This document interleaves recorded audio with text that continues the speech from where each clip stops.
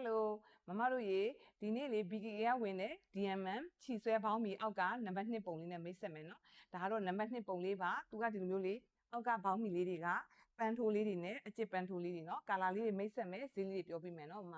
ခါသူကလေခါးတွေကလေပတ်လေမျှော့ကြိုးပေါ့နော်ပြီးတော့ခါးလေးတွေကလေမျှော့ကြိုးလေးတွေကမတင်းဘူးပေါ့နော်မျှော့ကြိုးလေးတွေပျော့လေးပြီးတော့ဒီလိုတင်ဆိုင်လေးတွေက55ရှိတဲ့ပြင်ကိုတင်ကလည်းခြီဆွဲလေးနဲ့ပေါ့နော်ဘောင်းမီအရှည်က35လက်မပါ